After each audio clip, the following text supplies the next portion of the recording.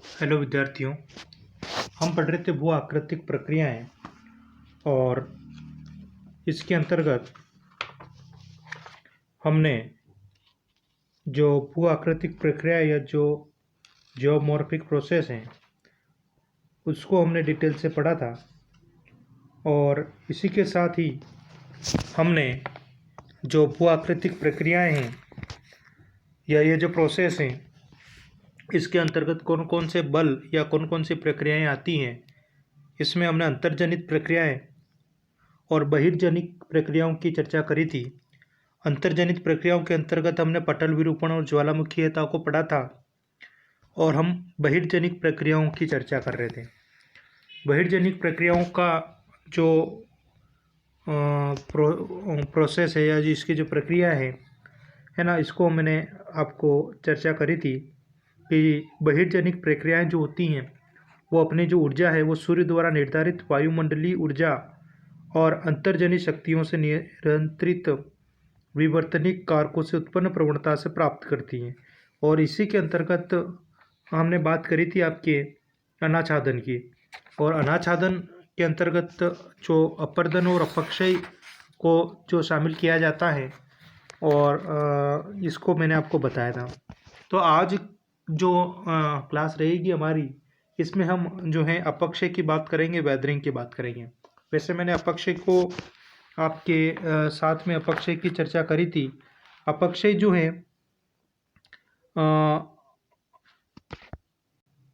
वायुमंडलीय तत्वों की धरातल के पदार्थों पर की गई जो क्रिया होती हैं और उससे हम बात करें तो जो पदार्थ या जो धरातल के ऊपर जो भी चीज़ें हैं जैसे चट्टान है, खनिज तत्व हैं या जो भी हमारी जो भूप्रपट्टी हमारी जो क्रस्ट है ना, उसका जो टूटना फूटना या उसका अलग होना जो है वो इसके अंतर्गत शामिल किया जाता है। तो देखें आप यहाँ पे, तो जो अपक्षय जो हैं उसको हम आज जो हैं डिटेल से जो हैं इसको पढ़ने जा रहे हैं। तो सबसे पहले मैं आपको बता दूं कि जो अपक्षय हैं वो उसकी जो है 3 प्रक्रियाएं होती है। अपक्षय की जो प्रोसेस हैं उसके जो हैं 3 प्रकार होते हैं। एक होता है रासायनिक अपक्षय और एक होता है आपके भौतिक या यांत्रिक अपक्षय और एक होता है आपके जैविक अपक्षय।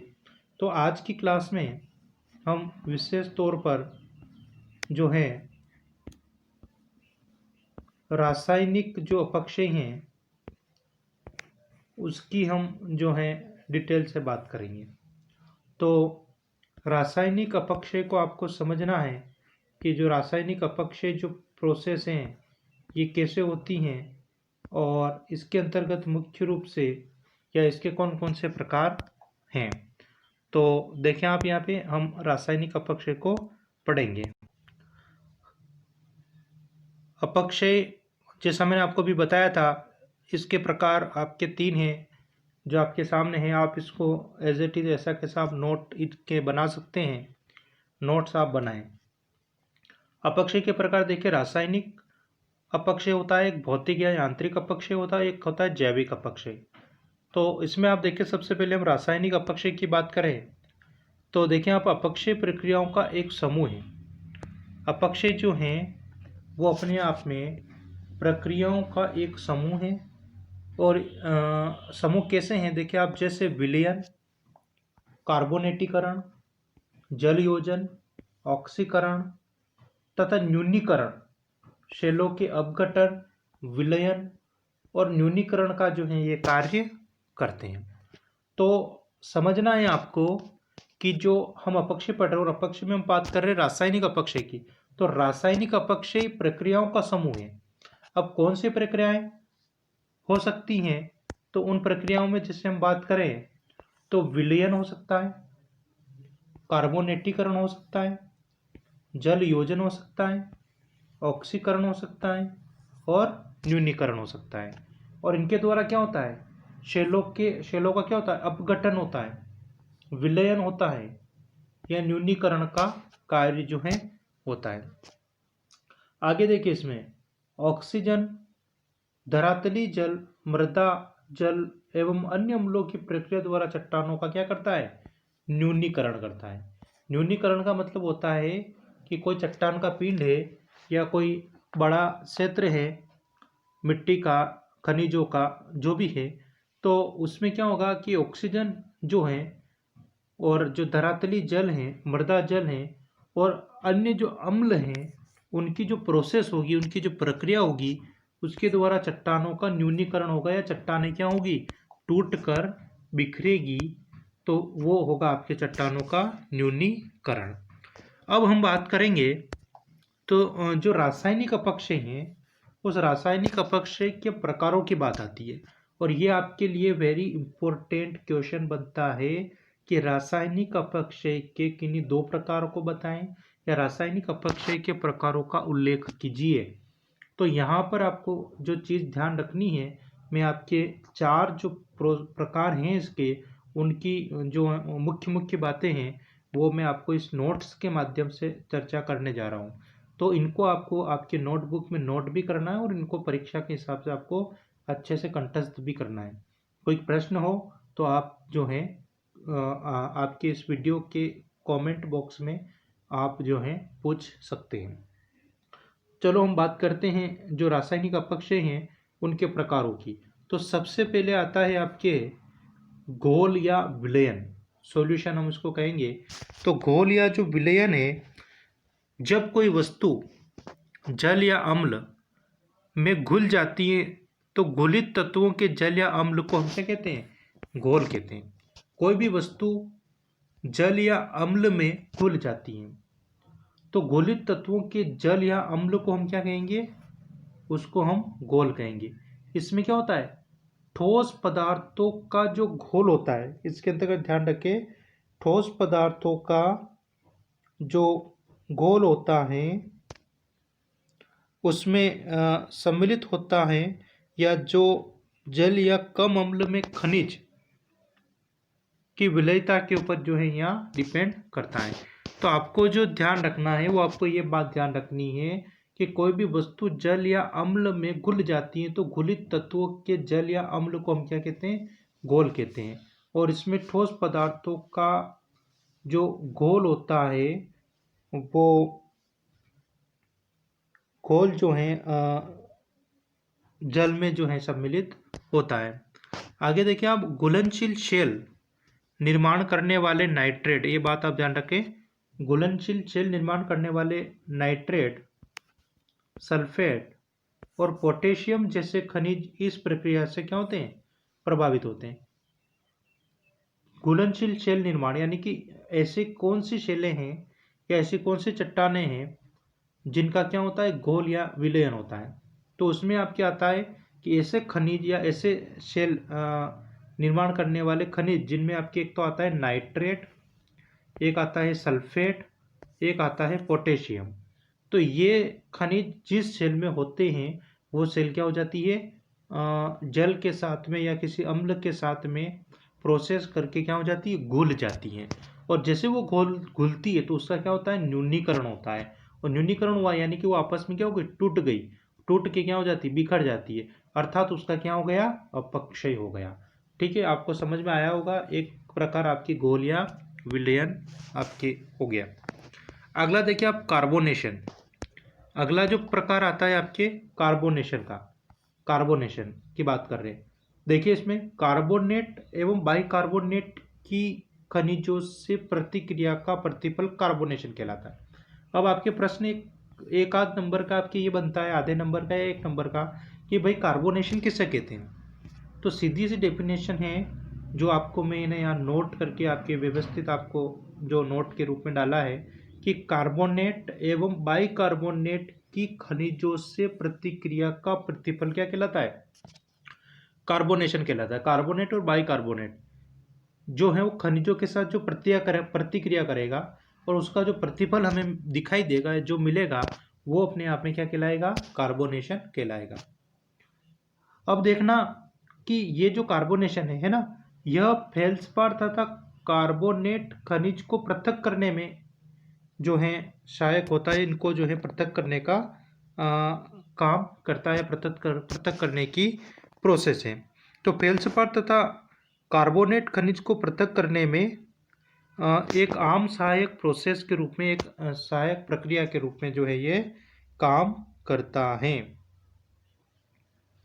अब इसमें देखिए जल द्वारा जो है, इस प्रोसेस को मैं आपको और थोड़ा सा बता रहा हूँ, ध्यान से सुनना आपको, कि जल द्वारा वायुमंडल एवं मृदा वायु से कार्बन डाइऑक्साइड अवशोषित की जाती है। इससे कार्बनिक अम्ल का निर्माण होता है, जो कि एक कम सक्रिय अम्ल के रूप में काम करता है। कम सक्रिय अम्ल के रूप में क्या करता है, ये काम करता है। कैल्शियम कार्बोनेट एवं मैग्नीशियम कार्बोनेट कार्बनिक एसिड में घुल जाते हैं तथा कोई अवशेष नहीं छोड़ते हैं। इसके परिणाम स्वरूप भूमिगत गुफाओं का क्या हो जाता है, निर्माण हो जाता है। जहाँ पर भूमिगत गुफाएं होती हैं, इनको हम जैसे हम आगे पढ़ेंगे, और तो जो चुना प्रदेश होते हैं, है ना, तो वहाँ पर इस प्रकार की गुफाओं के बारे में पढ़ा जाता है, या जो अपरदन के द्वारा जो भू आकृतियाँ हमारे सामने आती हैं, उनकी चर्चा की जाती है। तो इस प्रकार की जो गुफाएं होती हैं, या भूमिगत गुफाएं जो होती है, वो कार्बोनेशन का परिणाम होती है ना। अगला जो रूप आता है आपके, वो आता है जल योजन का। जल योजन, तो जल योजन जल का रासायनिक योग है। ये बात को आप ध्यान रखें कि जल योजन क्या है। तो जल योजन क्या है, जल योजन जल का रासायनिक योग है ना। हम बात कर रहे हैं हाइड्रेशन की, जल योजन को हम कहते हैं हाइड्रेशन। तो प्रश्न आपके ऐसे भी आ सकते हैं कि हाइड्रेशन क्या है, या जल योजन क्या है। तो जल योजन जल का रासायनिक योग है। आगे देखें, खनिज स्वयं जल धारण करके विस्तारित हो जाते हैं एवं यह विस्तार पदार्थ के आयतन अथवा शेल में वृद्धि का कारण बनते हैं, है ना। तो आप समझे इसको कि खनिज स्वयं जल धारण करके विस्तारित हो जाते हैं, और यह विस्तार पदार्थ के आयतन अथवा शेल में वृद्धि का कारण बनते हैं।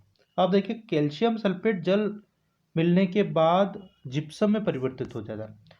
देखिए, आपकी कोई भी खनिज है, मान लीजिए जैसे मैं आपको एक उदाहरण दे रहा हूँ कि खेतों में आपने काली मिट्टी देखी होगी, है ना।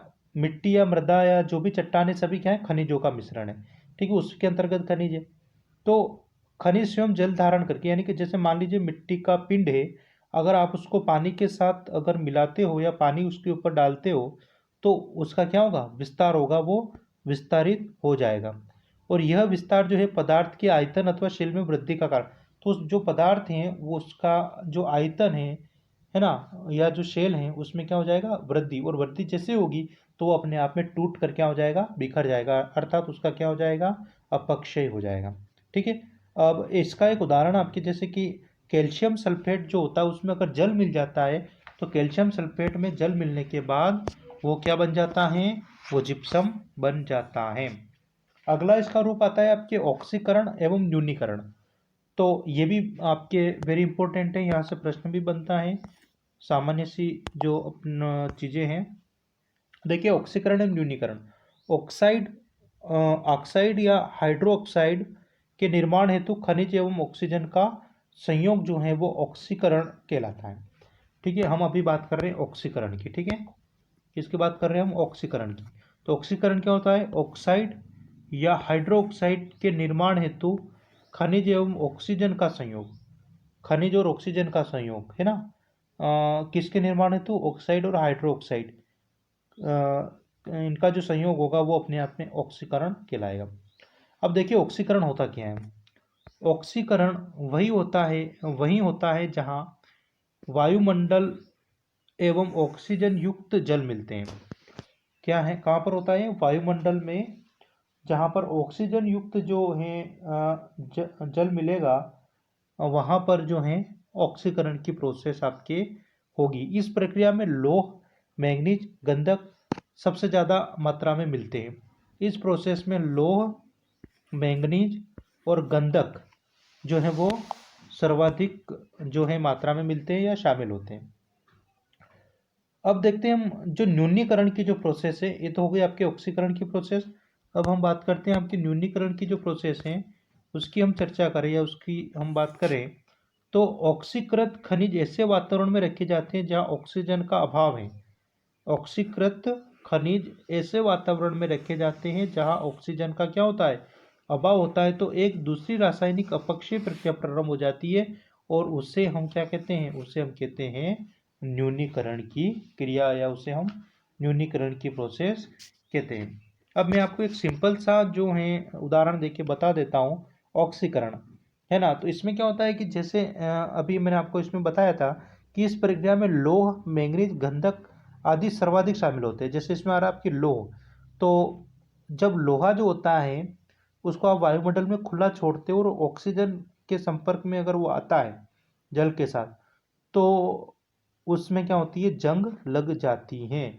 तो वो जंग लगने का जो प्रोसेस है वो अपने आप में ऑक्सीकरण है। और ऑक्सीकरण के बाद में जब वो धीरे धीरे टूट कर बिखर जाता है, खत्म हो जाता है वो लोहा, तो वो अपने आप में कौन सी प्रोसेस हो जाती है, न्यूनीकरण की प्रोसेस हो जाती है। तो आपको यहाँ तक आपको इस जो टॉपिक जो है, ये जो जितने भी नोट्स मैंने अभी आपको एक पेज का बताया है, इसको आपको कंप्लीट करना है। अगली क्लास में हम भौतिक अपकर्ष को लेकर आगे पढ़ेंगे, आगे चर्चा करेंगे। धन्यवाद।